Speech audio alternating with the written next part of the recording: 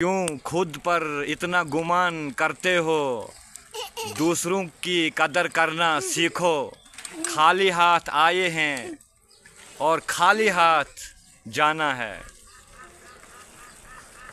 आज हम काम पर थे तो हमारे ठेकेदार ने आज यहाँ पर हलवा बनाया है जिसको कड़ा कहते हैं। अब थोड़ा खाएंगे तो घर के लिए रेडी है। अब हलवा खाना है तो घर को जाना है। मुझे कमेंट में बताना। Thank you, tata bye. मिलते हम दूसरी वीडियो में। अल्लाह हाफिज़। हम थोड़ा यहाँ पर काम पर लगे हैं।